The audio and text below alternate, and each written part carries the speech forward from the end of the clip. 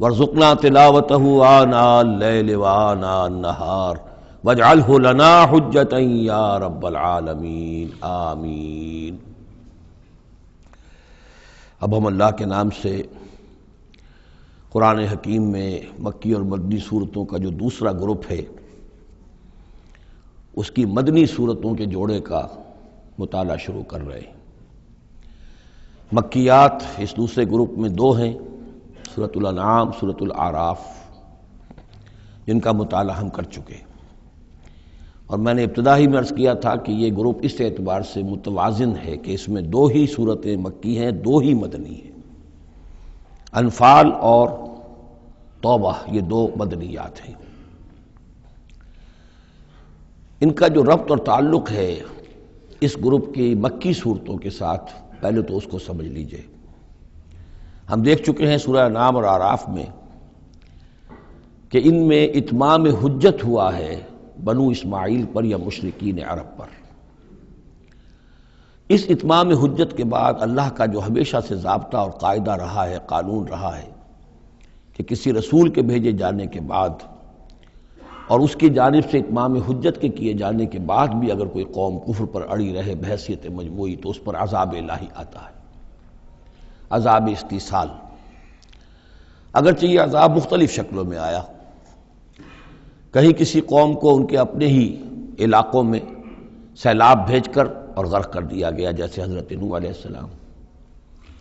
کہیں کوئی بہت تیز آندھی بھیجی اور اس کے نتیجے میں جیسے کہ قوم عاد کے اوپر عذاب آیا، کہیں زلزلہ آیا، کہیں آسمان سے پتھراؤ ہوا جیسے کہ عمورہ اور صدوم کی بستیوں پر ہوا، کہیں جیسا کہ آپ کو معلوم ہے کہ آل فرعون کو ان کے محلوں سے اور گھروں سے نکال کر لا کر اور سمندر میں غرق کر دیا۔ تو قریش پر جو عذاب آیا ہے اللہ تعالیٰ کا وہ اپنی نوعیت میں منفرد ہے، چونکہ حضور خود قرشی تھے، بنی اسماعیل میں سے تھے، اور آپ نے اتمام حجت کر دیا ان پر 13 برس تک 12 برس تک دعوت دے کر، تو اب گویا کہ وہ عذاب الہی کے مستحق ہو گئے تھے۔ لیکن یہ عذاب الہی جو ہے قریش پر جو آیا ہے وہ بالاقساط آیا ہے۔ اس کی قسط اول ہے کہ جو غزوہ بدر میں ان تک پہنچی، انہیں مکے سے نکالا گیا، جیسے کہ آل فرعون کو ان کے محلات سے نکالا گیا اور لا کر سمندر میں غرق کیا گیا۔ وہ مکہ دارالحرم تھا، وہ تو جگہ تھی حرم، لہذا وہاں سے انہیں نکالا گیا، اور میدان بدر میں پہلی قسط عذاب الہی کی انہیں وصول کرنی پڑی۔ ان کے 70 سردار کھیت رہے اور معجزانہ طریقے پر کھیت رہے، اس میں کوئی شک نہیں کہ جیسے عذاب الہی پہلے قوموں پر آتے تھے اسی طرح کا معاملہ یہ ہوا ہے کہ تقریباً نہتے 313 میں سے صرف 8 افراد کے پاس تلواریں تھیں، اور ادھر سے 1000 پوری طرح کیل کانٹے سے لیس ہو کر آئے تھے۔ تو اللہ کی خصوصی مدد تھی کہ جس سے یہ عذاب آیا ہے اصل میں قریش کے اوپر، اور تقریباً تمام بڑے بڑے نامور سردار جو ہیں وہی میدان میں کھیت رہے، 70 ان کے قیدی ہو گئے۔ ابھی زخمی کتنے ہوئے ہوں گے انہیں بھی آپ ذہن میں رکھیے۔ تو یہ عذاب کی پہلی قسط تھی جو غزوہ بدر میں آئی ہے، اور پھر عذاب کا آخری مرحلہ آیا ہے سن 9 ہجری میں، جب مشرکین عرب کو آخری الٹیمیٹم دے دیا گیا کہ اب بس چند مہینے کی تمہیں مہلت دی جا رہی ہے، اس کے اندر اندر یا ایمان لے آؤ اور یا تمہیں تہہ تیغ کر دیا جائے گا۔ فَإِذَا انسَلَخَ الْأَشْهُرُ الْحُرُمُ فَاقْتُلُوا الْمُشْرِكِينَ حَيْثُ وَجَدتُّمُوهُمْ۔ اب یہ انتہائی یوں سمجھیے کہ توہین اور تذلیل کے ساتھ چیلنج تھا۔ یہ دوسری بات ہے کہ وہ سب لوگ ایمان لے آئے اور یہ قتل عام کی نوبت نہیں آئی، لیکن یہ کہ یہ آخری قسط تھی۔ وہ آخری قسط جو ہے سورہ توبہ میں بیان ہوئی ہے، اور عذاب کی پہلی قسط جو ہے وہ سورہ انفال میں ہے۔ ان دونوں صورتوں کو جمع کر دیا گیا تاکہ انعام اور اعراف میں بنو اسماعیل پر یا مشرکین عرب پر اتمام حجت، اور انفال اور توبہ میں ان پر جو عذاب الہی نازل ہوا اس کی تفصیل۔ تو یہ تو ہے معنوی ربط اس گروپ کی مکی اور مدنی صورتوں کے مابین۔ باقی جو یہ سورہ انفال ہے اس کے بارے میں نوٹ کر لیجئے کہ غزوہ بدر کے فوراً بعد متصلاً بعد نازل ہوئی ہے، گویا کہ سورہ آل عمران جو ہم پڑھ چکے ہیں اس سے پہلے ہے اس کا نزول، اس کے اکثر و بیشتر حصے سے پہلے نازل ہوئی ہے۔ تو یہ زمانی ترتیب جو ہے اگر یہ ذہن میں نہ رہے تو پھر اس سے کافی خلجان پیدا ہو جاتا ہے۔ اس کا جو پس منظر ہے وہ یہ غزوہ بدر کا معاملہ سمجھنا بہت ضروری ہے۔ دیکھیے یہاں تفصیل کا موقع تو ہے نہیں، میں نے سیرت النبی علیہ صاحب الصلاۃ والسلام سے منہج انقلاب نبوی کے جو مختلف سٹیپس ہیں کہ اس میں کن کن مراحل سے ہو کر آپ نے دین کے غلبے کا جو فرض منصبی آپ کے حوالے کیا گیا تھا اس کی تکمیل فرمائی۔ تو اس میں یوں سمجھیے کہ ایک مرحلہ تھا جو مکے میں طے ہو گیا، اور وہ اصل میں 4 مرحلے تھے: دعوت، تنظیم، تربیت اور صبر محض۔ وہاں ہاتھ اٹھانے کی اجازت نہیں تھی۔ ہم پڑھ آئے ہیں، سورہ نساء میں آ چکا ہے کہ اس وقت حکم تھا کفو ایدیکم، اپنے ہاتھ بندھے رکھو، تمہارے چاہے ٹکڑے اڑا دیے جائیں، تمہیں زندہ جلا دیا جائے، تم کوئی انتقامی کارروائی تو دور کی رہی، مدافعانہ کارروائی بھی نہیں کرو گے۔ No raising of hands even in self defence. یہ 4 مراحل تھے جو چلتے رہے تاں آ کے ایک طرف تو حضور کے پاس جانثاروں کی ایک جماعت تیار ہو گئی جو سرد و گرم چشیدہ تھے، ہر طرح کے حالات میں سے گزر چکے تھے، سختیاں جھیل چکے تھے، قربانیاں دے چکے تھے، ان کے اخلاص مع اللہ میں کسی شک و شبے کی گنجائش نہیں تھی، ان کے دل جو ہیں خالص ہو چکے تھے اللہ کے لیے۔ اور دوسری طرف یہ کہ اللہ تعالیٰ نے ایک دار الہجرت کا انتظام کر دیا، کھڑکی کھول دی مدینہ کی طرف، ہجرت کا اہتمام ہو گیا تاکہ اہل ایمان کو وہاں سے نکال کر اور مدینے میں لے آیا جائے۔ اب یہاں سے اقدام ہو، اسی لیے ہجرت فرض کر دی گئی کہ اب تمام مسلمان یہاں آ جائیں۔ ظاہر بات ہے کہ ہجرت جو ہے وہ فلائٹ نہیں تھی، وہ کوئی فرار نہیں تھا، بھاگ کر جان بچانا نہیں تھا۔ مغربی مورخین تو اسی نام سے اس کو یاد کرتے ہیں۔ وہ تو اصل میں یہ تھا کہ ایک جگہ اگر اس کام کے لیے موضوع نہیں ہے تو کوئی اور بیس، آلٹرنیٹ بیس اگر مل جائے تو وہاں سے اپنا آفینسو جو ہے، آخری فیصلہ کن اقدام جو ہے وہاں سے لانچ کیا جائے۔ لہذا مدینہ میں آ کر حضور نے صلی اللہ علیہ وسلم صرف 6 مہینے لیے ہیں انٹرنل کنسالیڈیشن، کہ اب آپ آئے ہیں، نئے آئے ہیں، مہاجرین نئے آئے ہیں، تو ایک تو یہ کہ ان 6 مہینے میں آپ نے مسجد نبوی تعمیر کر لی، مرکز بن گیا، گورنمنٹ ہاؤس بھی ہو گیا یہ، اور پارلیمنٹ ہاؤس بھی ہو گیا، دارالندوہ بھی ہو گیا، دارالعلوم بھی ہو گیا، خانقاہ بھی ہو گئی، عبادت گاہ بھی ہو گئی، مرکز ہو گیا۔ ثانیاً آپ نے انصار اور مہاجرین کے اندر مواخات کرا دی، ایک انصاری ایک مہاجر بھائی بنا دیا۔ تیسرے یہ کہ آپ نے بہت بڑا کام یہ کیا کہ جو یہود کے قبیلے وہاں آباد تھے ان کو آپ نے ان کے ساتھ ایک معاہدہ کر لیا، جوائنٹ ڈیفنس آف مدینہ، میثاق مدینہ، مدینہ کی ایک مدافعت جو ہوگی وہ مشترک ہوگی۔ کوئی بھی حملہ آور آئے گا باہر سے تو مل کر مسلمان اور یہودی اس معاملے میں ایک ملت ہوں گے اور دفاع کریں گے مدینہ کا۔ بس 6 مہینے آپ نے اس کام میں لیے۔ 7ویں مہینے سے پھر آپ نے کچھ چھوٹے چھوٹے دستے بھیجنے شروع کر دیے، چھاپا مار دستے سمجھ لیجئے، کہ جس سے وہ جو کیروان روٹس تھے، قریش کی لائف لائن یہی تھی، ان کا تجارتی سلسلہ تھا، شام کی طرف قافلے جو جاتے تھے وہ بدر سے ہو کر گزرتے تھے، بدر کے قریب سے، اور بدر جو ہے مدینے سے قریب تر تھا، مکے سے فاصلہ زیادہ ہے، اور جو قافلے جاتے تھے یمن کو وہ طائف سے ہو کر گزرتے تھے۔ تو آپ نے ان راستوں کے اوپر چھاپا مار دستے بھیجنے شروع کر دیے۔ جدید اصطلاح میں اس کو یہ کہا جائے گا کہ اکنامک بلاکیڈ آف مکہ۔ 8 ایسی مہمیں غزوہ بدر سے پہلے ثابت ہیں 1.5 سال کے اندر۔ 6 مہینے آپ نے وہ لیے، 1.5 سال اور 2 سال کے بعد غزوہ بدر ہو گیا ہے۔ تو یہ 1.5 سال میں 8 مہمیں ہیں، جن میں سے 4 میں کہ حضور خود بھی بنفس نفیس شریک رہے ہیں، اس لیے وہ غزوات کہلاتے ہیں، اور 4 وہ ہیں کہ جن میں آپ نے صرف کچھ لوگوں کو بھیج دیا ہے کسی امیر کے تحت، وہ سرایا کہلاتے ہیں۔ تو یہ جو صورتحال ہوئی، اور اس میں یہ بھی ہوا کہ حضور جہاں جاتے تھے خود تو وہاں کے قبائل سے آپ معاہدے کر لیتے تھے۔ اب یا تو وہ جو قبائل جو تھے مقامی، پہلے تو وہ قریش کے حلیف تھے، اب یا تو وہ حضور کے حلیف ہو گئے، مسلمانوں کے حلیف ہو گئے، تو قریش کی طاقت کم ہوئی، مسلمانوں کی بڑھ گئی، یا یہ ہے کہ وہ نیوٹرل ہو گئے کہ ہم نہ قریش کی مدد کریں گے آپ کے خلاف، نہ آپ کی مدد کریں گے قریش کے خلاف، نیوٹرل ہو گئے۔ اس سے بھی یہ ہے کہ قریش کا جو حلقہ اثر تھا، سیاسی زون آف پولیٹیکل انفلوئنس، وہ کم ہو رہا ہے۔ یہ 2 چیزیں ایسی ہوئی ہیں، political isolation of Quraysh and economic blockade of Makkah, جس کے نتیجے میں مکے والے جو ہیں پھر یوں سمجھیے کہ تنگ آمد بجنگ آمد، ورنہ مکے والوں کی طرف سے کوئی آغاز ثابت نہیں ہے تاریخ میں کہ حضور کے اور مسلمانوں کے مکے سے جانے کے بعد ان کی طرف سے کوئی ابتدا ہوئی ہو، کوئی انیشیٹو لیا گیا۔ دو واقعات خاص طور پر ایسے ہو گئے کہ ایک چھوٹا سا آپ نے ایک دستہ بھیجا تھا نخلا، اور یہ نخلا جو ہے یہ مکے اور طائف کے مابین ہے، تو سمجھیے کس قدر فاصلے پر، اور وہاں مٹ بھیڑ ہو گئی۔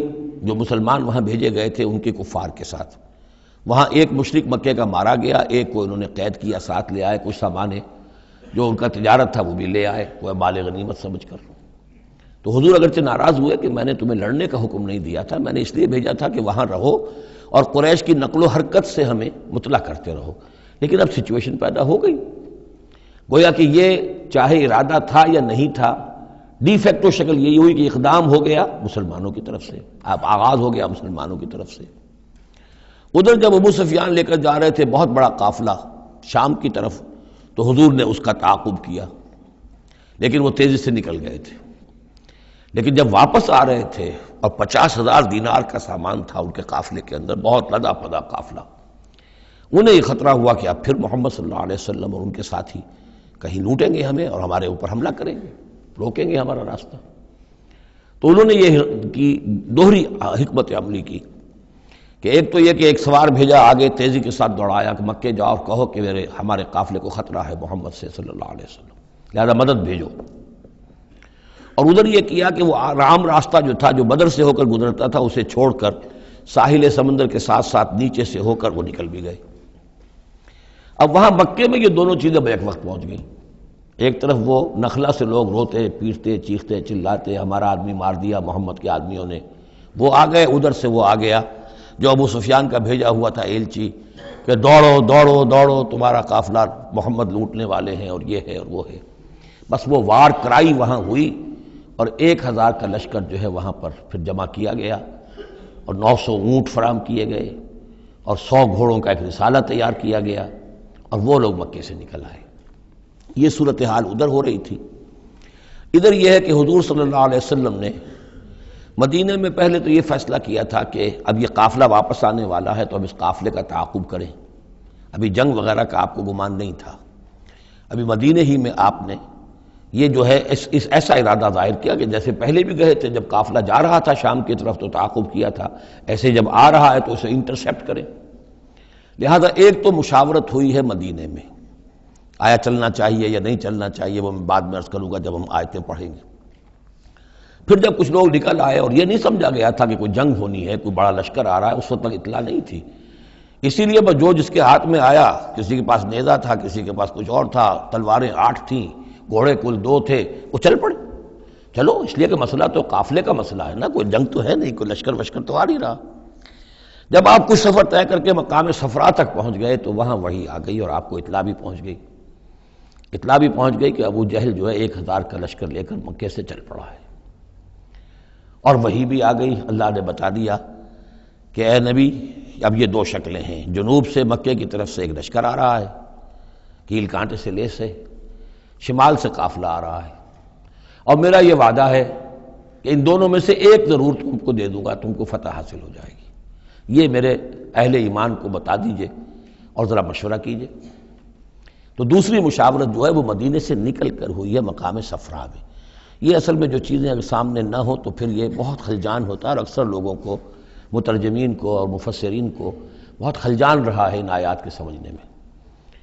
اور اس کے علاوہ جو ایک خلجان رہا ہے وہ یہ رہا ہے کہ ایک دور ہم پر ایسا گزرا ہے انگریز کے حکومت کے زمانے میں، اور خاص طور پر جب نئی نئی مغربی سائنس اور مغربی تہذیب کا ہم پر حملہ ہوا ہے، تو چونکہ مغرب کے لوگوں نے یہ کہا کہ یہ اسلام تو تلوار سے پھیلا ہے، بوئے خون آتی ہے اس قوم کے افسانوں سے، تو ہمارے ہاں کچھ مخلص لوگ تھے، نیک لوگ تھے جو چاہتے تھے کہ اسلام کو اور حضور صلی اللہ علیہ وسلم کی سیرت کو بچائیں، اس کی دفاع کریں۔ انہوں نے کہا نہیں اسلام تلوار سے نہیں پھیلا، حضور نے تو جو جنگیں کی تھیں وہ صرف مدافعانہ تھیں، ان کے اوپر جنگ ٹھوس دی گئی تھی اور آپ نے کوئی اقدام نہیں کیا۔ اور ان میں سب سے بڑا کام کیا ہے ہندوستان میں مولانا علامہ شبلی نعمانی رحمۃ اللہ علیہ نے، میں ان کا نام ادب سے لوں گا اس لیے کہ سر سید احمد کے زیر اثر تھے، اور وہ جو جدید جو ابھی آیا تھا، جو مغربی افکار و خیالات اور تہذیب اور تمدن اور ویلیوز اور نظریات کا جو ریلا آیا تھا، اس کا مقابلہ کرنا آسان کام نہیں تھا۔ تو یہ اپولوجیٹک انداز اختیار کیا ہے شبلی نعمانی نے، اور اس میں یہ ہے کہ وہ جو ابتدائی جو 8 جو غزوات اور سرایا ہیں جو بدر سے پہلے ہوئے انہیں بالکل تقریباً نظر انداز کر دیا ہے، تاکہ یہ ثابت نہ ہو کہ انیشیٹو حضور کی طرف سے ہوا ہے۔ تو یہ چیز جو ہے میں سمجھتا ہوں کہ ایک خاص دور کا تقاضا تھی، وہ دور اب گزر چکا۔ اب اسلام کا یہ فکر کہ اسلام ایک مکمل دین ہے، یہ اپنا غلبہ چاہتا ہے، اور حضور کو بھیجا گیا تھا اس لیے کہ دین کو غالب کرے، اور دین کو غالب کرنے کی جد و جہد ایک انقلابی جد و جہد ہے۔ اس انقلابی جد و جہد میں جہاں پہلا مرحلہ یہی ہوتا ہے کہ پیسو ریزسٹنس ہو، اور پہلے تیاری کی جائے، دعوت، تنظیم، تربیت اور صبر محض کے ذریعے سے ایک قوت فراہم کی جائے، پھر دوسرا مرحلہ آتا ہے باطل کے ساتھ ٹکرانا پڑتا ہے، اور اس میں آگے بڑھ کر ٹکر مول لینی پڑتی ہے۔ یہ نہیں ہے کہ انتظار ہی کرتے رہیں، یعنی ایک جس کو ہم کہتے ہیں کو ایگزسٹنس، پیسفل کو ایگزسٹنس حق و باطل کے درمیان نہیں ہو سکتی۔ حق کیسے تسلیم کر سکتا ہے کہ باطل بھی موجود رہے؟ ہاں حق میں جان نہیں ہے، اہل حق جو ہیں بے جان ہیں، مردہ ہیں، تو مجبوری ہے، لیکن اگر اہل حق میں جان ہو تو وہ کیسے برداشت کریں گے کہ باطل جو ہے اس کا غلبہ رہے؟ ہاں باطل جو ہے وہ نیچا ہو کر رہے، اگر وہ مغلوبیت کی شکل اختیار کر لے تو ٹھیک ہے، لیکن یہ کہ باطل کا غلبہ ہو اور اہل ایمان میں جان بھی ہو، تو یہ دو چیزیں جو ہیں یہ تو ایک دوسرے سے بالکل متضاد ہیں۔ جیسے حضرت ابوبکر نے فرمایا تھا ایبدل الدین وانا حی، کیا دین میں ترمیم کی جائے گی جبکہ ابھی میں زندہ ہوں؟ میرے جیتے جی دین کے اندر ترمیم، یہ ممکن نہیں ہے۔ تو وہی بندہ مومن کی شان ہونی چاہیے۔ تو اصل حقائق الحمدللہ بہت اچھی طریقے سے واضح ہو چکے ہیں۔ بہرحال اتنا پس منظر جو ہے جان لیجئے، اور ایک خاص اسلوب جو ہے اس سورہ مبارکہ کا، اگرچہ یہ تقریباً ایک خطبہ ہے مسلسل 10 رکوع ہے، لیکن اس میں ایک خاص مسئلے کو نکال کر پہلے درمیان شروع میں لے آئے ہیں۔ اس کی بحث آئے گی تقریباً وسط میں جا کر، لیکن اس اسلوب کو یہاں نوٹ کر لیجئے، وہ اس لیے کہ یہی اسلوب ہے جس سے ہمیں سمجھنے میں مدد ملے گی۔ سورہ توبہ کے جو ترتیب مضامین ہے وہاں بھی بہت اشکال ہے، اور بہت سے مترجمین کو جدید دور کے جو زیادہ محنت نہیں کر سکے ہیں بس ترجمہ مکمل کرنا انہوں نے اپنے پیش نظر رکھ لیا، تفسیر مکمل کرنی ہی ہے، لہذا وہ تیزی کے ساتھ وہ دقت نظر کا ثبوت نہ دے سکے تو اس میں بڑے خلجان پیدا کر دیے۔ وہ اسلوب کیا ہے کہ اس پوری بحث میں سب سے ایک نمایاں مسئلہ یہ ہو گیا تھا غزوہ بدر کے بعد کہ مال غنیمت پر مسلمانوں میں جھگڑا ہو گیا۔ پہلی جنگ تھی، غنیمت کی تقسیم کیسے ہوگی، اس کا قانون کیا ہے، اس کا ضابطہ کیا ہے، وہ معلوم نہیں تھا۔ اور یہ کہ عام طور پر جو عرب میں پہلے رواج تھا وہ تو یہ تھا کہ جس کے ہاتھ جو لگ گیا بس وہ اس کا ہے۔ وہ تو لوٹ مار جانتے تھے، کوئی باقاعدہ جنگ جو ہے وہ تو ان کے ہاں اس طریقے سے منظم کوئی تنظیم تو تھی ہی نہیں، تو جو جس کے ہاتھ لگ گیا۔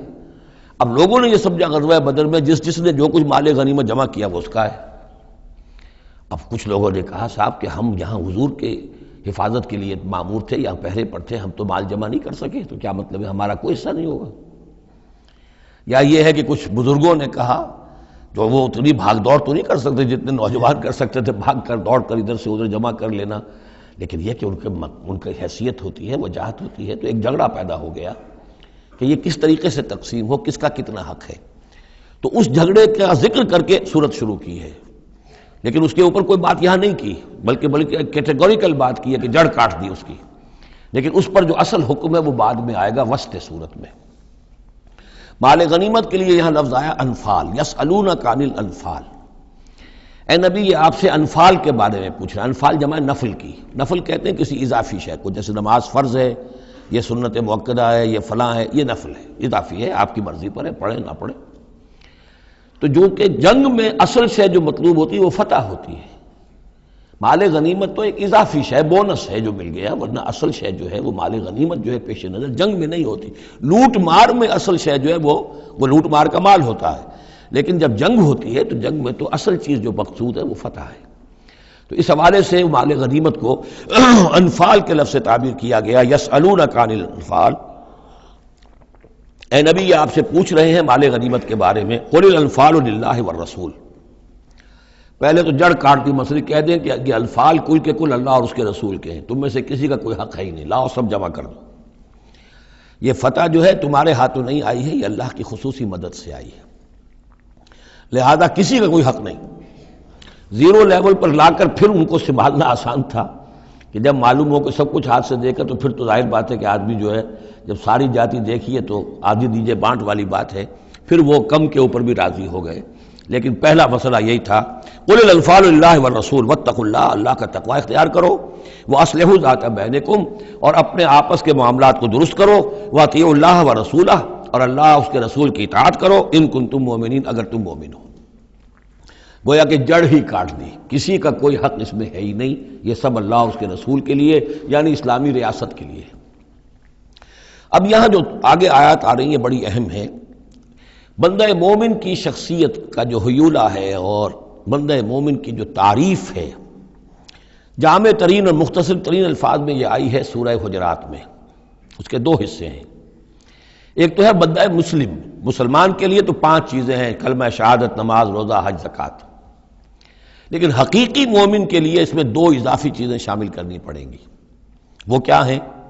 دلی یقین اور عملی جہاد۔ بندہ مومن کی شخصیت کے اندر یہ 2 رخ اور ہونے چاہیے۔ جو صرف مسلمان ہے، کلمہ شہادت، نماز، روزہ، حج، زکوٰۃ، بنی الاسلام علی 5، شہادت اللہ الہ الا اللہ وان محمد رسول اللہ واقام الصلاۃ وایتاء الزکوٰۃ وصوم رمضان وحج البیت۔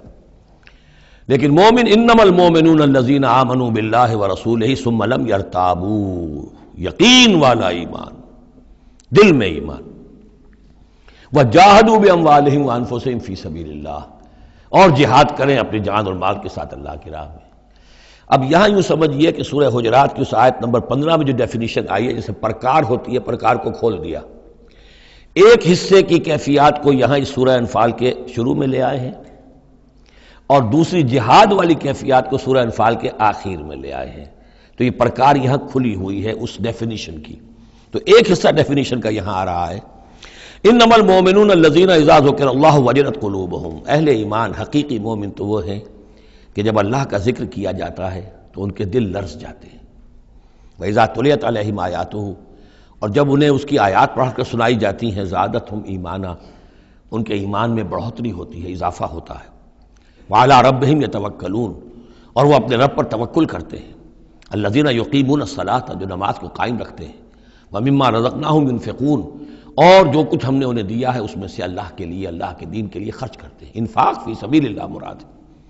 اولئک ھم المؤمنون حقا، یہ وہ لوگ ہیں جو سچے مومن ہیں، حقیقی مومن ہیں۔ لیکن نوٹ کر لیجئے، یہ بھی ابھی آدھی ڈیفینیشن آئی ہے، اس سورہ مبارکہ کے آخر میں آئے گی، اور وہاں جا کے پھر یہی الفاظ آئیں گے۔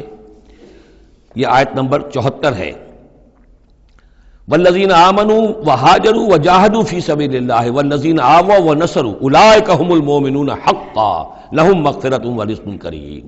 اس کے بعد ایک آیت اور بعد میں ہے، سورت ختم ہو جاتی ہے۔ تو لاسٹ بٹ 1 آیت، اور ادھر پہلی کے بعد دوسری، ان 2 جگہ پر ایمان کے حقائق کو تقسیم کر کے، پرکار کو کھول کر، گویا کہ پوری سورت کو ان 2 کے درمیان میں لے لیا گیا ہے، گود میں لے لیا گیا ہے۔ ایمان کی ڈیفینیشن کے یہ 2 حصے جو ہیں ان کی گود میں۔ اب یہاں سے شروع ہو رہا ہے غزوہ بدر کا۔ کما اخرجک ربک من بیتک بالحق، جیسے کہ نکالا آپ کو اے نبی آپ کے رب نے آپ کے گھر سے حق کے ساتھ، یعنی آپ کا یہ بدر کی طرف روانہ ہونا جو ہے یہ اللہ تعالیٰ کی ایک اسکیم کا حصہ تھا، اللہ کی اپنی ایک تدبیر ہے۔ وَإِنَّ فَرِيقًا مِّنَ الْمُؤْمِنِينَ لَكَارِهُونَ، اہل ایمان میں سے کچھ لوگ اسے پسند نہیں کر رہے تھے۔ یہ کون لوگ تھے؟ یہ ہے وہ پہلی مشاورت جو مدینہ ہی میں ہوئی ہے۔ ان میں ظاہر بات ہے مدینہ میں منافق بھی تھے، جن کا خیال یہ تھا لڑنے بھیڑنے کا، لوٹ مار کرنے کا، یہ کوئی فائدہ ہے بھلا؟ بس اچھی تبلیغ کرنی چاہیے، اچھی بات کہنی چاہیے، نیک بات کہنی چاہیے۔ یہ کیا طریقہ ہے؟ منافقین کا ایلیمنٹ موجود تھا جو اس کو پسند ہی نہیں کرتے تھے، اس لیے کہ جنگ کا سلسلہ چل نکلا تو ہمیں بھی جانا پڑے گا، ہماری جان اور مال کے اوپر بھی آنچ آئے گی۔ تو نپ دی ایول ان دی بڈ، اس سے تو بہتر ہے کہ اس کو یہیں پر ختم کرو۔ اس اعتبار سے ویسے بھی کچھ انسانی فطرت ایسی ہوتی ہے، کچھ نیک سرشت لوگ بھی ہوتے ہیں کہ آخر اس سے کیا فائدہ نکلے گا؟ ابھی کوئی خاص جو ہے قریش کی طرف سے تو اقدام ہوا نہیں تھا، ہم آگے بڑھ کر جو ہے یہ جو بات اقدام کر رہے ہیں تو آخر اس کا فائدہ کیا ہے؟ تو یہ اس قسم کی باتیں اس وقت کہی گئیں۔ ان فریقا من المؤمنین لکارہون، اب یہ مومنین ان میں سے اہل نفاق بھی ہو سکتے ہیں اور سادہ لوگ اور نیک دل جو مسلمان ہیں وہ بھی ہو سکتے ہیں۔ یجادلونک فی الحق بعد ما تبین کانما یساقون الی الموت وهم ینظرون، اور وہ جھگڑ رہے تھے آپ سے حق کے معاملے میں، جبکہ بات ان پر بالکل واضح ہو چکی تھی۔ یہ دوسری آیت میرے نزدیک جو دوسری مشاورت ہوئی ہے مقام صفرا پر، اس سے متعلق ہے۔ وہ یہ کہ وہاں سے جب مکے سے آپ چلے تو اس وقت تک کسی لشکر وغیرہ کی کوئی اطلاع نہ آپ کو تھی اور نہ اس کا کوئی گمان تھا ابھی۔ وہ تو ایسے ہی تھا جیسے پہلے 8 مرتبہ جو ہے وہ جو ایکسکرشنز جو ہوئی تھیں، جس طریقے کی مہمات بھیجی گئی تھیں، یہ اسی طرح کی ایک مہم ہے۔ لیکن یہ ہے کہ آگے چل کر جب آپ کچھ دور چل نکل کے آ گئے تھے، یہاں آ کر جو ہے آپ کو وحی بھی آ گئی اور اطلاعات بھی مل گئی کہ صورتحال وہ ہو چکی ہے۔ ایک طرف نخلا سے روتے پیٹتے لوگ پہنچ گئے وہاں، دوسری طرف یہ کہ ادھر سے ابو سفیان کا جو ہے ایلچی پہنچ گیا چیختا چلاتا ہوا، اور 1000 کا لشکر لے کر ابو جہل نکل پڑا ہے بدر کی طرف۔ اب وہ بدر کی طرف آ رہا ہے، ادھر سے قافلہ بدر کی طرف آ رہا ہے شمال سے۔ اس وقت اللہ تعالیٰ نے فرمایا، اور یہ مشاورت جیسا کہ میں نے کہا تھا، جیسے کہ حضرت طالوت نے کی تھی، ایک آزمائش اپنی فوج کی کہ جو اس دریا میں سے پانی پیے گا، سیر ہو کر پیے گا، اس کا مجھ سے کوئی تعلق نہیں۔ اسی طرح کا آپ نے مشاورت کا معاملہ اللہ تعالیٰ کے حکم سے مسلمانوں کے سامنے رکھ دیا۔ بعدما تبین کانما یساقون الی الموت، وہ لوگ ایسے محسوس کر رہے تھے جیسے انہیں دھکیلا جا رہا ہو موت کی طرف، وہم ینظرون، اور وہ دیکھ رہے ہوں۔ ظاہر بات ہے یہ کیفیت تو کٹر جو منافق تھے وہاں پر انہی کی ہو سکتی تھی۔ وَإِذْ يَعِدُكُمُ اللَّهُ إِحْدَى الطَّائِفَتَيْنِ أَنَّهَا لَكُمْ، اور جب کہ اللہ تعالیٰ وعدہ کر رہا تھا تم سے کہ ان دونوں گروہوں میں سے ایک تمہیں مل جائے گا، ایک پر تمہاری فتح گارنٹیڈ ہے۔ وَتَوَدُّونَ أَنَّ غَيْرَ ذَاتِ الشَّوْكَةِ تَكُونُ لَكُمْ، اور اے مسلمانوں تم یہ چاہتے تھے کہ ادھر جاؤ جدھر کے کانٹا لگنے کا کوئی اندیشہ نہ ہو، اس لیے کہ بمشکل 50 یا 100 آدمی تھے اس قافلے کے ساتھ، اور اونٹ تھے بے شمار، اور جو میں نے آپ کو بتایا بہت بڑی مقدار کے اندر جو ہے 50,000 دینار کا جو مال تھا ان کے پاس، تو ان کو تو آسانی سے قابو کیا جا سکتا تھا، اس میں اندیشہ کم تھا۔ پھر دلیلیں بھی عقلی آ گئی ہوں گی کہ حضور ہمارے پاس تو کچھ ہتھیار بھی نہیں ہے، کچھ نہیں ہے، ہم تیاری کر کے مدینے سے نکلے ہی نہیں ہیں، تو اچھا ہے پہلے یہ کہ ہم جا کر ان پر قبضہ کر لیں، تو ان کے ہتھیار بھی ہمیں مل جائیں گے، تو پھر لشکر سے لڑنے کے لیے ہم بہتر پوزیشن میں ہوں گے۔ تو عقل و منطق بھی یہ گویا کہ ان کے ساتھ تھی۔ وَيُرِيدُ اللَّهُ أَن يُحِقَّ الْحَقَّ بِكَلِمَاتِهِ، اور اللہ یہ چاہتا تھا کہ اپنے بات کو اپنے فیصلے کے ذریعے سے حق کا حق ہونا ثابت کر دے۔ وَيَقْطَعَ دَابِرَ الْكَافِرِينَ، اور کافروں کی جڑ کاٹ دے۔ یہ قطع دابر القوم الذین ظلموا، کافر قوم کی جڑ کاٹ دی گئی، جو ہم پڑھ کر آئے سورہ اعراف میں۔ اللہ کا ارادہ یہ تھا، اگر عام جو دنیاوی قواعد و ضوابط ہیں، فزیکل لاز ہیں، اس کے تحت یہ ہوتا تو اتنی بڑی بات ہی نہ ہوتی۔ اسے یوم الفرقان بنانا تھا کہ نمایاں ہو جائے کہ اللہ کس کے ساتھ ہے، حق کدھر ہے۔ اور یہ اسی وقت ہو سکتا تھا جبکہ یہ کنٹراسٹ برقرار رہتا کہ بے سر و سامان 313 گئے ہیں، اور کیل کانٹے سے لے 1000 کے ساتھ ان کا مقابلہ ہوا ہے، اور پھر انہیں اللہ نے فتح دی ہے۔ لہذا اللہ کی مرضی کچھ اور تھی۔ یرید اللہ ان یحق الحق بکلماتہ ویقطع دابر الکافرین، اللہ چاہتا تھا کہ اپنی باتوں کے ذریعے سے حق کا حق ہونا ثابت کر دے اور کافروں کی جڑ کاٹ دے۔ یہ یحق الحق کا، تاکہ سچا ثابت کر دے حق کو، سچ کو، ویبطل الباطل، اور باطل ثابت کر دے باطل کو، باطل ہونا اس کا ثابت ہو جائے۔ ولو کرہ المجرمون، خواہ یہ مجرموں کو کتنا ہی ناگوار ہو۔ استستغیثون ربکم، یاد کرو جب کہ تم اپنے رب سے استغاثہ کر رہے تھے، دعائی دے رہے تھے کہ اللہ اب ہماری مدد فرما۔ فاستجاب لکم، تو اللہ نے تمہاری دعا کو قبول کیا تھا۔ انی ممدکم بألف من الملائکۃ مردفین، کہ میں تمہاری مدد کروں گا 1000 ملائکہ سے جو لگاتار آئیں گے، پے بپے آئیں گے۔ 1000 کا لشکر آیا ہے نا، تو 1000 فرشتے ہم تمہاری مدد کے لیے بھیج دیں گے۔ وما جعلہ اللہ الا بشرا، اور اللہ نے اس کو نہیں بنایا مگر تمہارے لیے بشارت، وَلِتَطْمَئِنَّ بِهِ قُلُوبُكُمْ، اور تاکہ تمہارے دل مطمئن ہو جائیں۔ وَمَن نَّصْرُ إِلَّا مِنْ عِندِ اللَّهِ، اور مدد تو اللہ کی طرف سے ہوتی ہے، فرشتوں کو بھیجے بغیر بھی وہ مدد کر سکتا ہے۔ کن فیکون کی شان کے ساتھ وہ جو چاہے کر دے، لیکن یہ کہ تمہارا جو اپنا ایک سوچنے کا انداز ہے، بر بنائے طبع بشری، تمہاری تسکین کے لیے ہم نے یہ شکل کر دی کہ 1000 دشمن آ رہا ہے تو 1000 فرشتہ تمہاری مدد کے لیے ہم بھیج دیں گے۔ ان اللہ عزیز الحکیم، یقیناً اللہ تعالیٰ سب زبردست ہے اور حکمت والا۔ اذ یغشیکم النعاس امنۃ منہ، جبکہ تم کو ڈھانپ لیا تھا ایک اونگ نے جو امن کی اور تسکین کا ذریعہ بن گیا اللہ کی طرف سے۔ یہ دو معجزے ہوئے ہیں خاص اس وقت، معجزے اس معنی میں کہ عام حالات میں یہ چیزیں نہیں ہوتی، لیکن اس میں کوئی خرق عادت نہیں ہے۔ معجزہ اس معنی میں نہیں ہے کہ اس کو چیلنج کر کے حضور نے دکھایا ہو، اس معنی میں نہیں، بس یہ کہ غیر معمولی اللہ کی نصرت کی شکلیں ہیں۔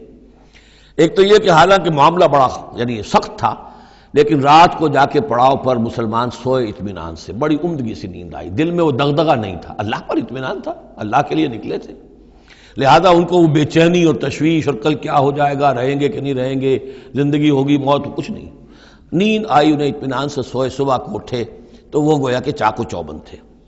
نمبر دو یہ ینزل علیکم من السماء ماء، اور جب کہ اتارا اس نے تم پر آسمان سے پانی، بارش ہو گئی، اس سے یہ ہوا لیطہرکم، تاکہ تمہیں پاک کرے، جنہیں غسل کی حاجت تھی غسل کر لیا، وَیُذْهِبَ عَنْکُمُ الرِّجْزَ الشیطان، اور دور کر دے تم سے شیطان کی نجاست کو، وَلِیَرْبِطَ عَلَىٰ قُلُوبِکُمْ، اور یہ کہ تاکہ تمہارے دلوں کے اندر بھی، بارش کے بعد جو فضا ہوتی ہے اس سے طبیعت کے اندر بھی ایک اطمینان اور سکون پیدا ہوتا ہے، ورنہ واقعہ یہ ہے کہ جہاں پر آ کر قریش پہلے ڈیرہ ڈال چکے تھے، پانی پر ان کا قبضہ تھا، اب یہاں پانی نہیں تھا، بارش ہوئی تو وہ نشیبی جگہ میں انہوں نے ایک اپنا حوض بھی جمع کر لیا، پانی بھی جو ہے وہ ان کے پاس فراہم ہو گیا۔ وَيُثَبِّتَ بِهِ الْأَقْدَامَ، اور پانی جب برسا تو مٹی دب گئی، مٹی کے جمنے کی وجہ سے پاؤں بھی دب گئے، وہ جگہ جو تھی وہاں پر جو ہے اہل ایمان جو مجاہدین تھے ان کے پاؤں قدم جمنے کی صورت پیدا ہو گئی۔ اِذْ یُوحِی رَبُّکَ إِلَى الْمَلَائِکَةِ، اور جب یاد کرو، گمان کرو، تصور کرو، جب کہ آپ کا رب وحی کر رہا تھا فرشتوں کو، انی معکم، وہ جو 1000 فرشتہ اللہ نے بھیجا، انی معکم، میں تمہارے ساتھ ہوں، فثبتوا الذین آمنوا، تو جاؤ اور اہل ایمان کے قدموں کو جما دو، اہل ایمان کے دلوں کو جما دو۔ سألقی فی قلوب الذین کفروا الرعب، عن قریب میں ان کافروں کے دلوں میں رعب ڈال دوں گا، ان پر دہشت طاری ہو جائے گی۔ فاضربوا فوق الاعناق، پھر مارنا ان کی گردنوں کے اوپر جیسے چاہے، واضربوا منہم کل بنان، اور مارنا ان کی ایک ایک پور پر، یعنی یہ کہ جب کسی شخص پر کوئی شخص دہشت زدہ ہو جائے تو اس کے اندر قوت مدافعت نہیں رہتی، پھر گویا کہ وہ جو بھی حملہ آور ہے اس کے رحم و کرم پر ہے، جدھر سے چاہے چوٹ لگائے، جدھر سے چاہے مارے۔ ذالک بانہم شاقوا اللہ ورسولہ، اور یہ سزا ان کو اس لیے دی جائے گی کہ انہوں نے مخالفت کی، زدم زدہ کی، دشمنی کی اللہ کی اور اس کے رسول کی۔ ومن یشاقق اللہ ورسولہ فإن اللہ شدید العقاب، اور جو اللہ اور اس کے رسول کا دشمن ہو جائے اور اس سے زدم زدہ کرے تو اللہ تعالیٰ بھی سزا دینے میں بہت سخت ہے۔ ذالکم فذوقوہ، دیکھو اب یہ قریش سے خطاب ہے، ذالکم فذوقوہ، دیکھو یہ آگے پہلی قسط وصول کرو، چکھ لو اس کو۔ وَأَنَّ لِلْكَافِرِينَ عَذَابَ النَّارِ، اور ابھی جو تمہارے یہ کھینچ رہے ہیں ان کی سزا یہی ختم نہیں ہو گئی ہے، ان کے لیے جہنم کا عذاب ہے۔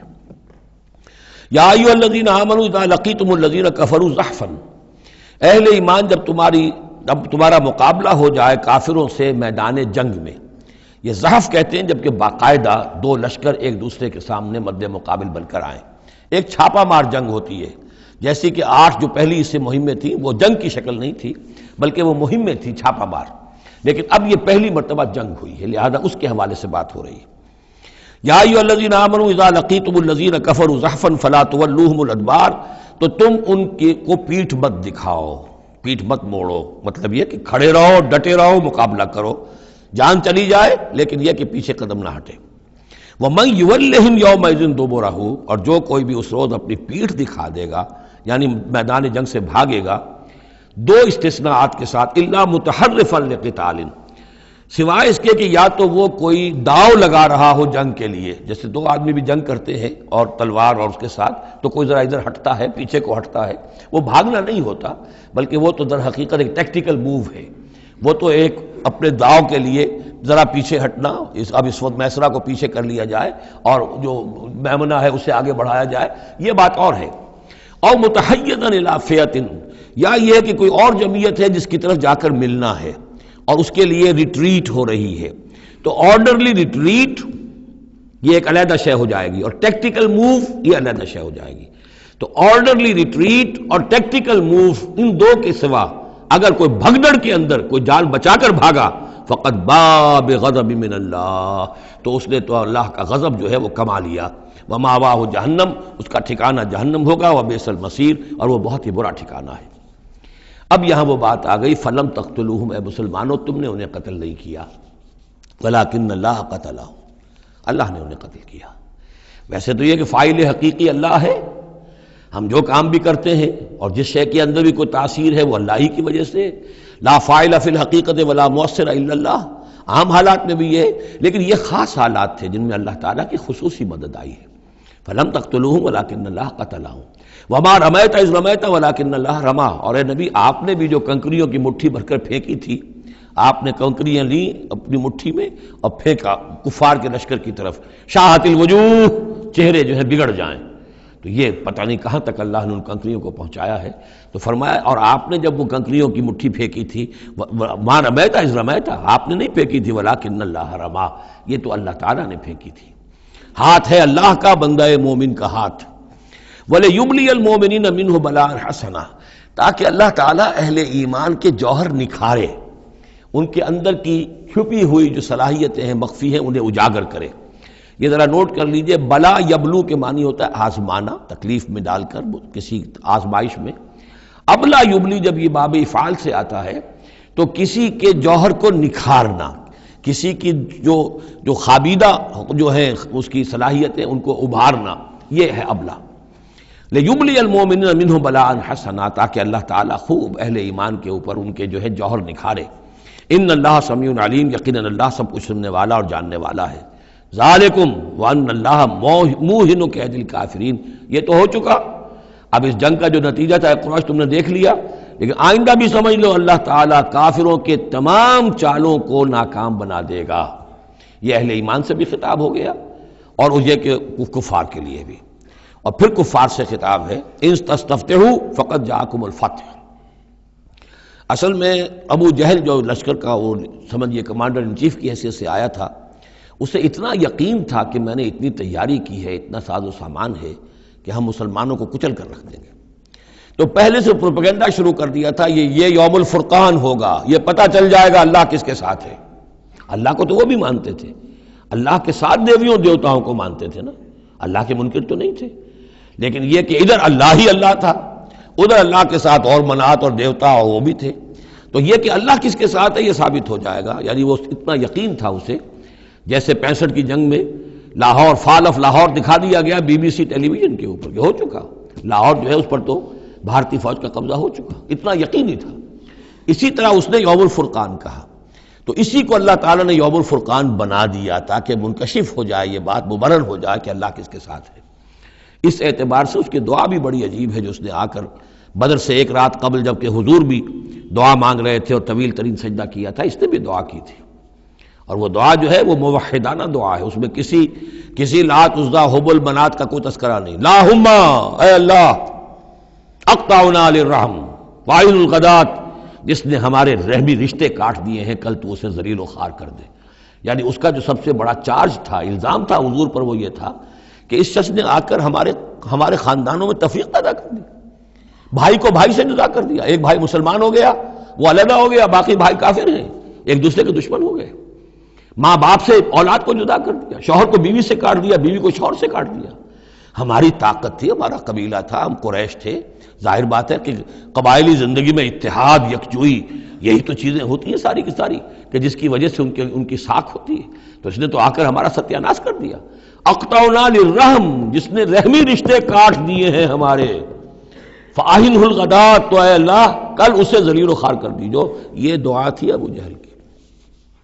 بہرحال اللہ تعالیٰ اب ان سے خطاب کر کے کہہ رہے ہیں کہ اے مشرکین مکہ، ان تستفتحوا، اگر تو تم چاہتے تھے کہ فیصلہ ہو جائے، فقد جاءکم الفتح، تو فتح فیصلہ ہو چکی، فیصلہ اللہ کا آ چکا، معلوم ہو گیا کہ حق کدھر ہے، باطل کدھر ہے۔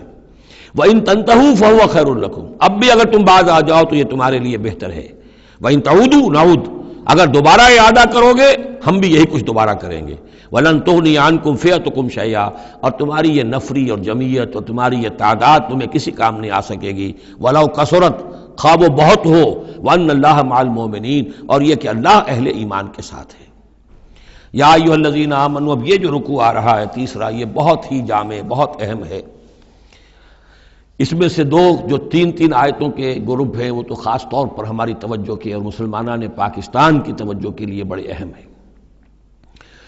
یا ایھا الذین آمنوا اطیعوا اللہ ورسولہ ولا تولوا عنہ وانتم تسمعون، اہل ایمان اللہ اور اس کے رسول کی اطاعت کرو اور نہ منہ موڑو اس سے جبکہ تم سن رہے ہو۔ یعنی جب اللہ کے رسول نے کہا تھا کہ چلو بدر کی طرف، تو تمہاری یہ رد و قدا اور یہ پاؤں پیٹنا جس کو کہتے ہیں، یہ مختلف الفاظ اس کے لیے محاوروں میں آتے ہیں، تو یہ جو تم کر رہے تھے کیوں کر رہے تھے؟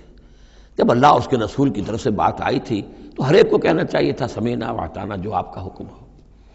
اطیعوا اللہ واطیعوا الرسول ولا تولوا عنہ وانتم تسمعون، ظاہر بات ہے یہ تمام مسلمانوں سے بات نہیں ہے، یہاں بھی ذہن میں رکھیے وہی جنہوں نے کمزوری دکھائی تھی ان کی طرف اشارہ ہے۔ ولا تکونوا کالذین قالوا سمعنا وهم لا يسمعون، ان لوگوں کے مانند نہ ہو جاؤ جو کہتے ہیں کہ ہم نے سن لیا، حقیقت میں وہ سنتے نہیں ہیں، یعنی دل اڑا ہوا ہے، طبیعت جو ہے وہ یکسو ہے ہی نہیں، تو کیا سننا ہے، سنا انسنا ہو گیا۔ ان شر الدواب عند اللہ الصم البکم الذین لا یعقلون، یقیناً تمام چوپایوں میں بدترین اللہ کے نزدیک یہی لوگ ہیں جو بہرے ہیں، گونگے ہیں اور عقل سے کام نہیں لیتے۔ اب یہ منافقین ہی کی طرف اشارہ ہو رہا ہے۔ وَلَوْ عَلِمَ اللَّهُ فِيهِمْ خَيْرًا، اگر اللہ تعالیٰ کے علم میں ہوتا کہ ان میں کوئی خیر ہے، لَأَسْمَعَهُمْ، اللہ انہیں سنا دیتا۔ وَلَوْ أَسْمَعَهُمْ، اگر اللہ انہیں سنا دیتا، لَتَوَلَّوْا، پھر بھی پیٹ موڑ جاتے، وَهُمْ مُعْرِضُونَ، وہ ہیں ہی اعراض کرنے والے۔ یہ گویا کہ چند آیات ہیں کہ جس میں خاص طور پر جو لوگ بھی اس وقت ریلیکٹنٹ تھے، جو بھی کسی طریقے سے اس میں جھجک رہے تھے، ان کے لیے تنبیہ۔ اب 3 آیات آ رہی ہیں۔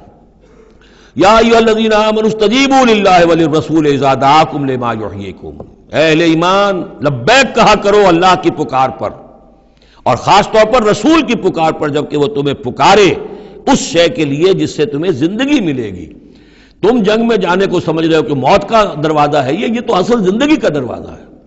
ولا تقولوا لمن يقتل في سبيل الله اموات بل احياء ولكن لا تشعرون، تو یہ تو در حقیقت اللہ اور اس کے رسول جس چیز کی طرف تمہیں بلا رہے ہیں، حقیقی زندگی یہ ہے، روحانی زندگی یہ ہے، معنوی زندگی یہ ہے۔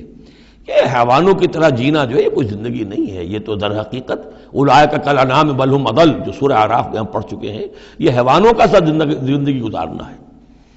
استجیبوا للہ وللرسول اذا دعاکم لما یحییکم وَاعْلَمُوا أَنَّ اللَّهَ يَحُولُ بَيْنَ الْمَرْءِ وَقَلْبِهِ، اور جان لو اللہ تعالیٰ بندے اور اس کے دل کے درمیان حائل بھی ہو جایا کرتا ہے۔ یعنی اگر اللہ کی رسول کی پکار سنی اور انسنی کر دی، پھر سنی انسنی کر دی، پھر اللہ تعالیٰ پردہ بن جائے گا، اب سننے نہیں دے گا، معذور ہو جاؤ گے سننے سے۔ یہی وہ بات ہے جس کو کہیں کہتے ہیں ختم اللہ علی قلوبہم وعلی سمعہم، ان کے دلوں پر اللہ نے مہر کر دی ہے، ان کی سماعت پر، اور ہم پڑھ چکے ہیں سورہ انعام میں وَنُقَلِّبُ أَفْئِدَتُهُمْ وَأَبْصَارُهُمْ كَمَا لَمْ يُؤْمِنُوا بِهِ أَوَّلَ مَرَّةٍ، پہلی مرتبہ اگر نہیں کرو گے قبول تو پھر یہ ہے کہ تمہارے دل الٹ دیے جائیں گے، تمہاری نگاہیں الٹ دی جائیں گی۔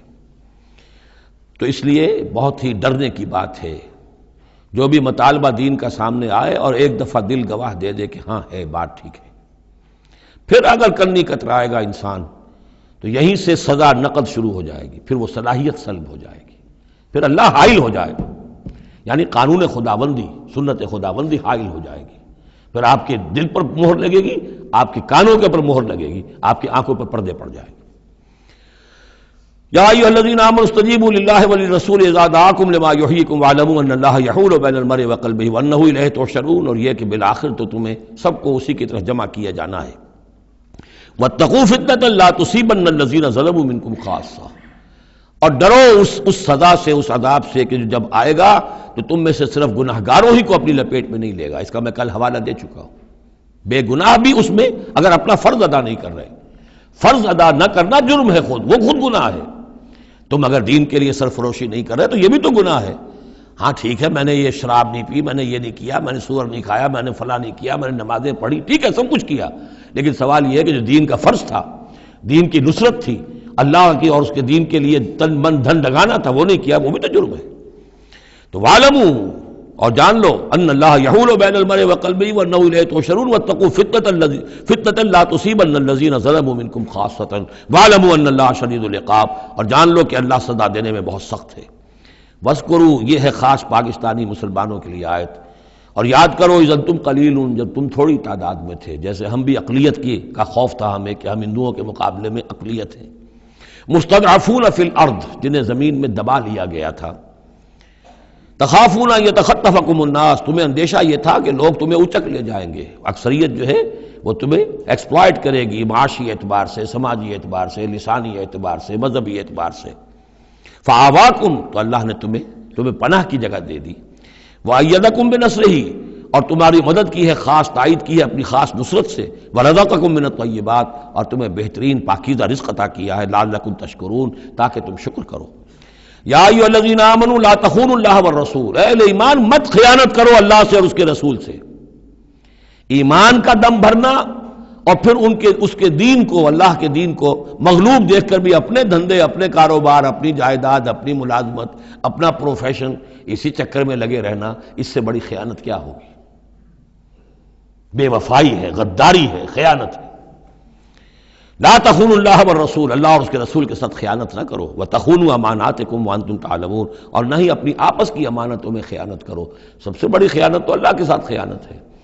سب سے بڑی وہ امانت جو اللہ نے اپنی روح تم میں پھونکی ہے، اس کا حق اگر تم ادا نہیں کر رہے ہو تو سب سے بڑی خیانت یہ ہے، جس کو کہ فرمایا گیا ہے سورہ احزاب میں، ہم نے آسمانوں پر، زمین پر، پہاڑوں پر پیش کی۔ اِنَّا عَرَضْنَا الْأَمَانَةَ عَلَى السَّمَاوَاتِ وَالْأَرْضِ وَالْجِبَالِ فَأَبَيْنَ أَن يَحْمِلْنَهَا وَأَشْفَقْنَ مِنْهَا وَحَمَلَهَا الْإِنسَانُ۔ تو بہت بڑی بڑی امانتیں تمہارے پاس ہیں، دین کی امانت ہے، قرآن کی امانت ہے، شریعت کی امانت ہے، یہ سب امانتیں محمد رسول اللہ کی۔ وَأَنَّ اللَّهَ عِندَهُ أَجْرٌ عَظِيمٌ، اور یقیناً اللہ ہی کے پاس ہے بہت بڑا اجر۔ یا ایھا الذین آمنوا ان تتقوا اللہ یجعل لکم فرقانا وَاعْلَمُوا أَنَّمَا أَمْوَالُكُمْ وَأَوْلَادُكُمْ فِتْنَةٌ، اور جان لو تمہاری اولاد اور تمہارے اموال تمہارے لیے فتنہ ہے۔ یہی روکتے ہیں، یہی دو بیڑیاں ہیں جو پاؤں میں پڑی رہتی ہیں، مال اور اولاد۔ اولاد کو اعلیٰ سے اعلیٰ تعلیم دلانی ہے، اس کے لیے بڑی بڑی فیسیں دینی پڑتی ہیں، اس کے لیے ظاہر بات ہے کہ اپنا ایک ایک قطرہ جو ہے پسینے کا اور خون کا لگائیں گے تو کہیں جا کر وہ ساری چیزیں فراہم ہوگی۔ آدمی کھپ گیا اسی کے اندر، اولاد کے لیے یا مال کے لیے۔ پھر کہاں سے وقت لائیں دین کے لیے اور دین کے لیے نصرت کے لیے؟ کہاں کوئی رمق جسم کے اندر باقی رہ جاتی ہے؟ جان لو کہ تمہارے اموال اور تمہاری اولاد تمہارے لیے فتنہ ہے۔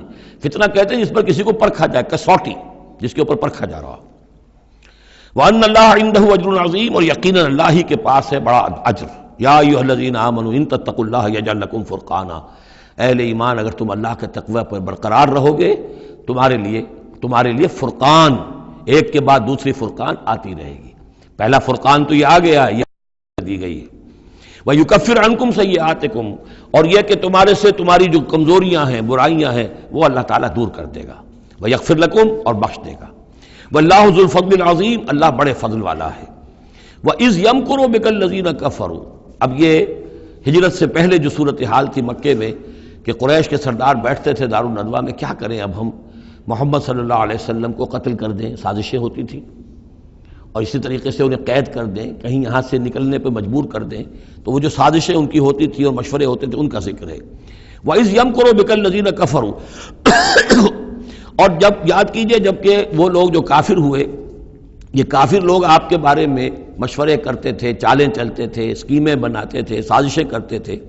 لِيُثْبِتُوكَ، نمبر ایک تو یہ کہ آپ کو کہیں قید کر دیں، اور يَقْتُلُوكَ، یا قتل کر دیں، اور يُخْرِجُوكَ، یا آپ کو اپنی بستی سے کہیں نکال دیں۔ وَيَمْكُرُونَ وَيَمْكُرُ اللَّهُ، وہ بھی چالیں چل رہے تھے، ان کی بھی اسکیمز تھیں اور اللہ کی اپنی اسکیم تھی۔ واللہ خیر الماکرین، اور ظاہر بات ہے کہ اللہ تعالیٰ بہترین ہے پلاننگ کرنے والا اور بہترین ہے تدبیر فرمانے والا۔ وَإِذَا تُتْلَىٰ عَلَيْهِمْ آيَاتُنَا قَالُوا قَدْ سَمِعْنَا لَوْ نَشَاءُ لَقُلْنَا مِثْلَ هَٰذَا، اور جب انہیں ہماری آیات پڑھ کے سنائی جاتی ہیں تو وہ کہتے ہیں ٹھیک ہے، بہت سن لی ہم نے یہ آیات، بہت محمد آپ نے سنا لیا، کوئی ایسی بات بھی نہیں ہے، ہم چاہیں گے تو ایسا ہی کلام ہم بھی کہہ لیں گے۔ جرت نہیں کی کسی نے کہ آئے کہ یہ کلام میں نے ایک موضوع کیا ہے اور یہ قرآن کے برابر ہے، تو کوئی کمیشن بٹھا لیجئے، کوئی سازش بنا لیجئے کہ تو طے کریں، یہ جرت نہیں ہوئی۔ لیکن یہ کہہ دینے میں تو کوئی بات نہیں تھی، زبان کون پکڑے گا؟ لو نشاء لقلنا مثل هذا، اگر ہم چاہیں گے تو ہم بھی ایسے کہہ دیں گے، کوئی ایسی بڑی بات نہیں ہے۔ یہ نضر بن حارث تھا کہ جس کی طرف یہ الفاظ منقول ہیں تاریخ اور سیرت میں۔ ان هذا الا اساطیر الاولین، یہ نہیں ہے یہ مگر یہ کہ پچھلوں کی کہانیاں ہیں، قصے ہیں، جیسے آج بھی مستشرقین کہتے ہیں کہ کچھ تورات سے کچھ انجیل سے محمد نے لے لیا جوڑ جاڑ کر اور یہ قرآن بنایا ہے۔ اب تو خیر وہ دور ذرا بدل گیا ہے، یہ ذرا پچھلی صدی کی بات تھی، اس دور میں لوگ اس قسم کی باتیں زیادہ کرتے تھے۔ وَإِذْ قَالُوا اللَّهُمَّ إِنْ كَانَ هَذَا هُوَ الْحَقُّ، اور وہی بات جو میں نے آپ کو بتائی تھی کل بھی کہ قریش کے لیے سب سے بڑا مسئلہ اپنے عوام کو سنبھالنے کا ہو گیا تھا، کیسے روکیں ان کو کہ یہ محمد صلی اللہ علیہ وسلم کا ایمان نہ لائیں۔ اس کے لیے جو اور تدبیریں وہ کرتے تھے اسی کی طرح کی ایک تدبیر کا ذکر آ رہا ہے۔ مجمع عام میں کھڑے ہو کر دعائیں مانگ رہے ہیں کہ اے اللہ، اگر یہ جو کچھ محمد کہہ رہے ہیں اگر یہ حق ہے اور تیرے پاس سے آیا ہے یہ قرآن، فامطر علینا حجارۃ من السماء وَإِذْ قَالُوا اللَّهُمَّ إِنْ كَانَ هَذَا هُوَ الْحَقَّ مِنْ عِنْدِكَ، اگر یہ ہے حق تیری طرف سے، فامطر علینا حجارۃ من السماء، تو برسا دے ہم پر پتھر آسمان سے، اب ائتنا بعذاب الیم، یا پھر بھیج دے ہم پر کوئی عذاب۔ اب عذاب آیا نہیں، دیکھ لو، اس کا مطلب یہ کہ یہ محمد جھوٹے ہیں صلی اللہ علیہ وسلم۔ ہم نے تو کہہ دیا، اللہ کو پکار کر کہہ دیا، ہو سکتا ہے کبھی کعبے کے پردے پکڑ کر کہا ہو اسی طریقے سے، تاکہ پورا یقین ہو جائے، کسی درجے میں بھی ہمارے عوام کے اندر کوئی وسوسہ، کوئی دغدغہ باقی نہ رہے۔ وَمَا كَانَ اللَّهُ لِيُعَذِّبَهُمْ، اور اللہ تعالیٰ انہیں عذاب نہیں دے سکتا تھا، اللہ کے لیے ممکن نہیں تھا کہ ان پر عذاب بھیجتا، وَأَنْتَ فِيهِمْ، جبکہ ابھی اے محمد آپ ان کے مابین موجود تھے۔ ہجرت سے پہلے معاملہ نہیں ہوا کرتا یہ، اللہ اپنے رسول کو ان کے ساتھی اہل ایمان کو نکال لیتا ہے، اس کے بعد کوئی عذاب اس نوعیت کا آتا ہے جس نوعیت کا وہ عذاب مانگ رہے تھے۔ وَأَنْتَ فِيهِمْ وَمَا كَانَ اللَّهُ مُعَذِّبَهُمْ، اللہ ان کو عذاب دینے والا نہیں تھا، وَهُمْ يَسْتَغْفِرُونَ، جبکہ وہ استغفار بھی کر رہے تھے۔ یعنی اسی مکے میں عوام الناس بھی تو تھے، سادہ لوگ بھی تو تھے، وہ استغفار بھی کرتے تھے، تلبیہ بھی پڑھتے تھے، لبیک اللہم لبیک لبیک اللہم لبیک، یہ بھی تو کرتے تھے، اللہ کو بھی پکارتے تھے۔ تو بڑا گڑبڑ سا معاملہ تھا، جب تک کہ اللہ تعالیٰ یمیز الخبیث من الطیب کر نہ دے، اس وقت تک اس طرح کا معاملہ اللہ تعالیٰ کے لیے درست نہیں تھا۔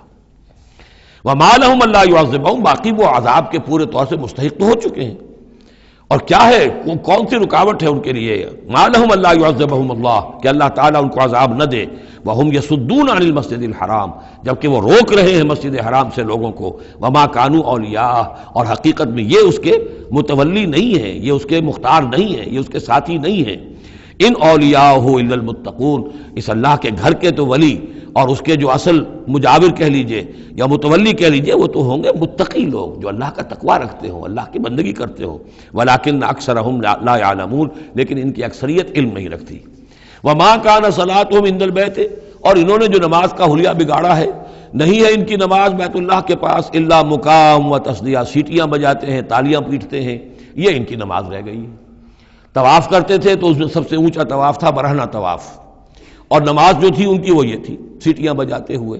جیسے کہ آپ کو معلوم ہے کہ بعض علاقوں میں مسجدوں کے اندر جب وہ میلاد کی محفلیں ہوتی ہیں تو اس کے اندر ڈھول اور ڈھمک کا، یہ میں نے سنا ہے کہ خاص طور پر افریقہ کے بعض ممالک میں کام ہوتا ہے۔ یہ اللہ کا شکر ہے اس حد تک کم سے کم یہ کہ بر عظیم پاک و ہند کے اندر جو بھی صورت ہوئی ہے وہ یہ مسجد کے اندر یہ خرافات نہیں ہوئی ہے، باقی باہر ہو رہی ہے جو بھی ہو رہی ہے۔ تو انہوں نے نماز کی بھی شکل یہ بنا دی تھی، فذوقوا العذاب بما کنتم تکفرون، تو اب چکھو مزہ عذاب کا اپنے کفر کی پاداش میں۔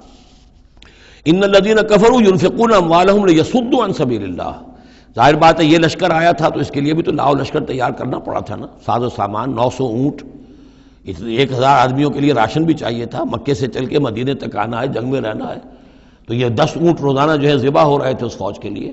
تو یہ سارا جو انفاق کیا ہے کچھ لوگوں نے کیا ہے نا، جو باطل کے لیے انفاق کر رہے تھے، شیطان کے لیے، وہ حزب الشیطان جو ہے، آخر وہ بھی تو مجاہد تھے، وہ مجاہد تھے فی سبیل الشیطان، فی سبیل الشرک۔ تو جو خرچ کر رہے ہیں اپنے مال لیصدوا عن سبیل اللہ، تاکہ لوگوں کو روک سکیں اللہ کے راستے سے، فسینفقونھا، وہ اور بھی خرچ کریں گے، ابھی انہیں اور بڑے لشکر تیار کرنے پڑیں گے، ثم تکون علیہم حسرۃ، پھر یہ سب ان کے لیے ایک حسرت بن جائے گی۔ سب کچھ مال بھی ہم نے لگا دیا، ساری جانیں ہم نے گنوا دی، کچھ نہ ہوا، محمد کا بال بیکا نہ کر سکے صلی اللہ علیہ وسلم، اللہ کا دین تو جاء الحق وزهق الباطل ان الباطل کان زہوقا، ایک وقت آئے گا کہ اللہ کا دین جو ہے غالب ہو جائے گا۔ ثم یغلبون، پھر وہ مغلوب ہو کر رہیں گے، والذین کفروا الی جہنم یحشرون، اور جو ان میں سے کافر ہوں گے، جو اس وقت ایمان لے آئیں گے اللہ تعالیٰ ان کو معاف فرما دے گا، اور جو کفر پر اڑے رہیں گے وہ جہنم کی طرف گھیر کر لے جائے گے۔ لیمیز اللہ الخبیث من الطیب، یہ بات جو ہے سورہ آل عمران میں بھی آئی، تاکہ اللہ تعالیٰ پاک کو ناپاک سے علیحدہ کر دے، ممیز کر دے۔ وَيَجْعَلَ الْخَبِيثَ بَعْضَهُ عَلَى بَعْضٍ، اور جو ناپاک ہے اس کو ایک دوسرے کے اوپر سٹیک کرتا چلا جائے، فَيَرْكَمُهُ، اس کا ڈھیر کر دے جمیعاً، اور ان کو سب کو فَيَجْعَلَهُ فِي جہنم، اور سب کو پھر جہنم میں جھونک دے۔ یعنی یہ کہ یہ پہلے تو یہ سفٹنگ کرنی ہوگی، یہ طیب ہے، یہ خبیث۔ خبیث کو ایک دوسرے کے اوپر سٹیک کیجئے اور پھر اس کو جہنم میں ایک ہی مرتبہ دھکا دے دیجئے. لیمیز اللہ الخبیث من الطیب ویجعل الخبیث بعضہ علی بعض فیرکمہ جمیعا فیجعلہ فی جہنم اولئک هم الخاسرون. یقیناً یہی لوگ ہیں خسارے پانے والے. قل للذین کفروا ان ینتہوا یغفر لهم ما قد سلف. اعلان کر دیجئے محمد صلی اللہ علیہ وسلم ان کافروں کے سامنے اب بھی اگر باز آ جائیں تو جو کچھ ہو چکا ہے وہ معاف کر دیا جائے گا. اب بھی موقع ہے، اب بھی ایمان لے آؤ. یعودو، اور اگر وہ ارادہ کریں گے دوبارہ یہی کچھ کریں گے، فقط بدت سنت الاولین، تو پچھلوں کی بھی داستانیں گزر چکی ہیں، ان کی جو بھی کچھ ان پر ہوا ہے وہ سب کو معلوم ہے. اب ظاہر بات ہے کہ وہ مکی قرآن تو نازل ہو چکا تھا، سورہ اعراف بھی نازل ہو چکی، سورہ نام بھی نازل ہو چکی، جو کچھ ہوا ہے قوم ہود کے ساتھ، قوم صالح کے ساتھ، قوم شعیب کے ساتھ، اس ساری داستانیں تو تھی. فقط مدد سنت الاولین، اگلوں کا جو طریقہ اور راستہ تھا وہ تو گزر چکا ہے، وہ سب کے سامنے آ چکا ہے. وَقَاتِلُوهُمْ حَتَّى لَا تَكُونَ فِتْنَةٌ وَيَكُونَ الدِّينُ كُلُّهُ لِلَّهِ. یہ سورہ بقرہ میں بھی آیت آئی تھی اور اب آئی ہے اضافی شان کے ساتھ. یعنی اے مسلمانوں، اب تمہاری یہ دعوت و تحریک جو ہے یہ اس مرحلے میں داخل ہو گئی، آرمڈ کانفلکٹ. اب یہ 15 برس کے بعد حضور نے جب دعوت کا آغاز کیا ہے مکے میں، اس کے بعد سے 15 برس گزر چکے. اب وہ دعوت، تنظیم، تربیت، صبر محض کا دور ختم ہوا، پیسو ریزسٹنس کا دور ختم ہوا. اب ایکٹیو ریزسٹنس کی محمد نے صلی اللہ علیہ وسلم اقدام کیا، اور اقدام کے نتیجے میں آخری اور چھٹا مرحلہ آ گیا، یعنی آرم کانفلکٹ. اب تلوار سے ٹکرا چکی. اب تمہاری تلواریں نیام میں نہیں جائیں گی جب تک کام مکمل نہ ہو جائے. اور کام کی تکمیل کیا ہے؟ فتنہ بالکل ختم ہو جائے. وَقَاتِلُوهُمْ حَتَّى لَا تَكُونَ فِتْنَةٌ. فتنہ وہ کیفیت ہے کہ جس میں ایمان پر قائم رہنا، ایمان پر عمل کرنا مشکل ہو جائے. جب باطل کا غلبہ ہے تو ایک بندہ مومن کے لیے ایمان پر پوری طریقے سے کاربند ہونا مشکل ہے. لہذا اس صورتحال کو ختم کرو، یعنی اب دین کا غلبہ ہو جائے. حَتَّى لَا تَكُونَ فِتْنَةٌ وَيَكُونَ الدِّينُ كُلُّهُ لِلَّهِ. دین بھی جزوی نہیں، کل کا کل دین اللہ ہی کے تابع آ جائے. فَإِنِ انْتَهَوْا فَإِنَّ اللَّهَ بِمَا يَعْمَلُونَ بَصِيرٌ. پھر اگر وہ باز آ جائیں تو جو کچھ وہ کر رہے ہیں اللہ اسے دیکھ رہا ہے. وَإِن تَوَلَّوْا، اور اگر پیٹھ موڑ لیں، وَاعْلَمُوا، تو اے مسلمانوں تم یہ جان لو، أَنَّ اللَّهَ مَوْلَاكُمْ، اللہ تمہارا مولا ہے، تمہارا ولی ہے، ساتھی ہے، مددگار ہے، پشت پناہ ہے. نعم المولا ونعم النصیر. کیا ہی اچھا ہے وہ حمایتی اور کیا ہی خوب ہے وہ مددگار. بارک اللہ لی ولکم فی القرآن العظیم ونفعنی وإیاکم بالآیات والذکر الحکیم.